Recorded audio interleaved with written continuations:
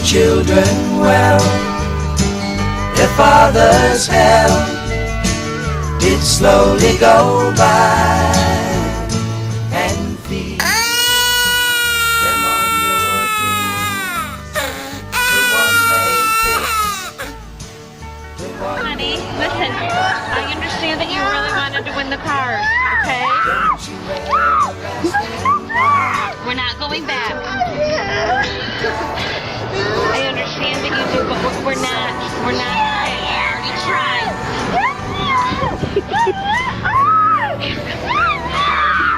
Stop it right now. Stop. Okay, this is enough.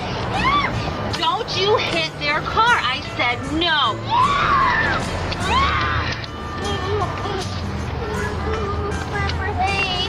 I want to go home too, buddy. Parenting is the 100% club. That's the one that gives the love. That's the one that sends the child off, and you have your hopes that your child will be educated. Don't you ever ask them why. If they told you, you would cry. So just look at them and sigh, and know they love you.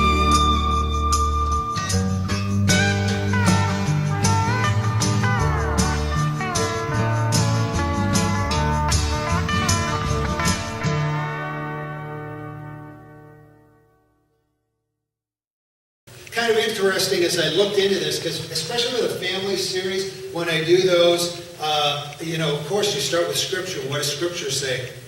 But there are a lot of people, no matter what topic we take, who are a lot more experienced and expert in it than I am. So I look to them to see what they have to say. And as I look to Christian counselors, caregivers in the professional realm and all of this, and looked at their articles, looked at their stats, put it all together, I found one interesting thing, especially if you look up articles on children. Usually the word needs is on there. It's not how to make your child happy, how to make them like you, how to be cool for kids. It was the needs of the children. The needs of the children. So let me challenge you a little mentally right now with this.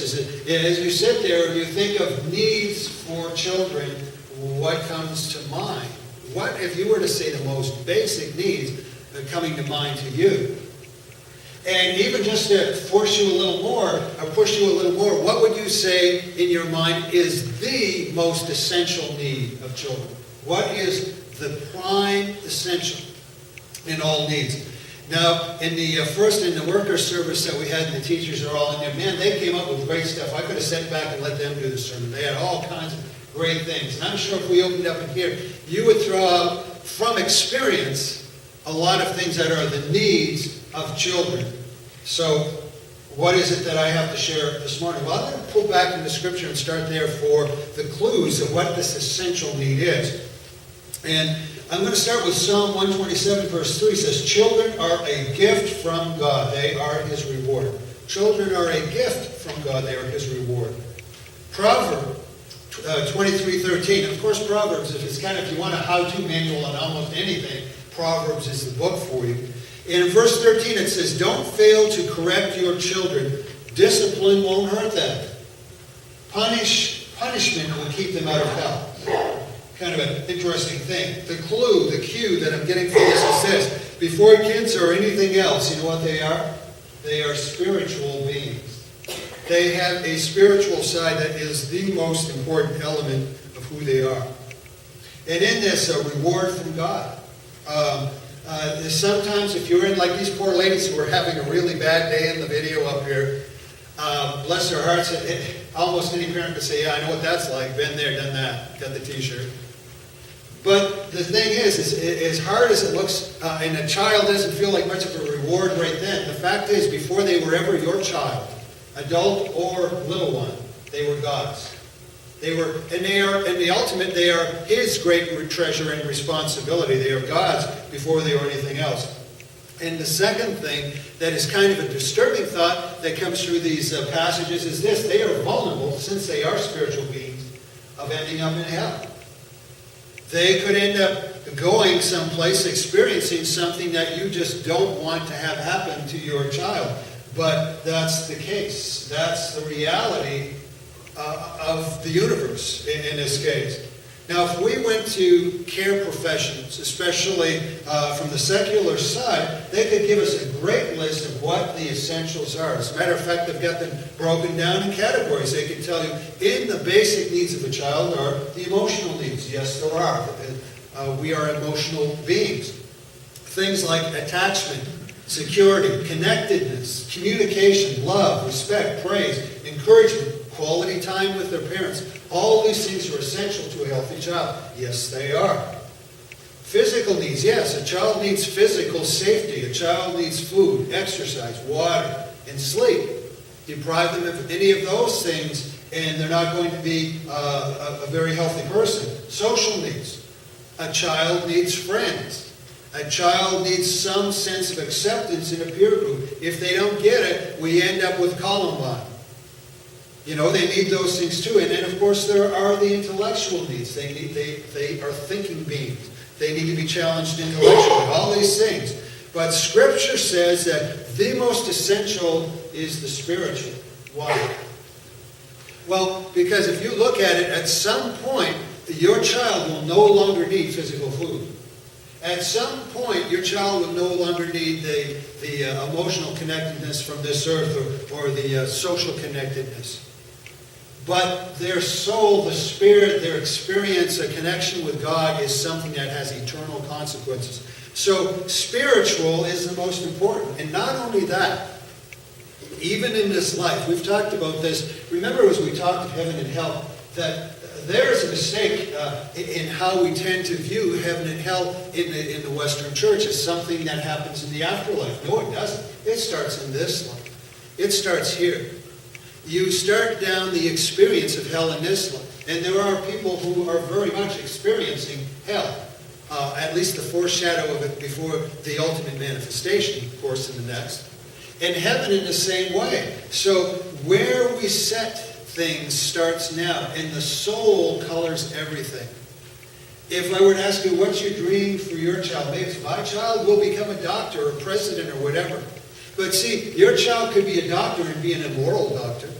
Or they could grow up and, yes, they're a lawyer, but they're a corrupted lawyer. They could grow up to be president and be a very bad, misdirected president.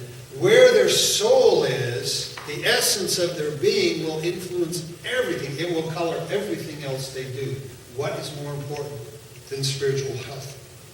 And yet, it is the most neglected thing that seems to be in our culture. The last thing our culture seems to care about is the spiritual health of the child. No, man, piano lessons are ahead of that. The spiritual condition. You know, there are churches out there that they have grown up and didn't pay their dues and raised their kids, and they're out of the nest, and they're kind of empty nester churches. They really don't even want a child ministry in their church. What's the point? They've missed the point. Raising children spiritually is the most important thing in the human race and society. So neglected. But consider this, if you would. Same thing, getting back to the experts and taking polls and dealing with two-parent families. Of course, keep in mind this is talking two parents in the home. These are statistics they found out. If both parents faithfully attend church, 72% of those children will continue to do so themselves as adults. If only the dad faithfully attends, 55% of those children. If only the mom, 15%. If neither, 6%. And of course, those numbers are geared to two-parent families. If we're talking one parent, basically that parent's kind of doing the role of both, so the statistics are undoubtedly different. But the point remains, what you do as a parent, grandparent, even friends or neighbors, makes a difference from 72% to 6%. I carry that much power. And what we do will affect which road they travel. It will affect what their soul will become and the product of their soul. And their life will be the product of their soul. Now, is that just something that I came up with? Well, let me share something. And it's a text, and it's kind of interesting because we never really think of this in terms of children, but think of it in context of children. Matthew 7:16, Jesus is speaking. You can detect them by the way they act, just as you can identify a tree by its fruit. You need never confuse grapevines with thorn bushes or figs with thistles. Different kinds of fruit trees can quickly be identified by examining their fruit. Different kinds of children can be identified by examining the nature of their lives right now. The kind of tree your child will be is a product of their soul, not their education, not their social activities. It will be a product of their soul. That's pretty important stuff. Pretty important stuff. So as parents and grandparents and child workers, as neighbors, as people who influence young folks, what are the tools then that we have?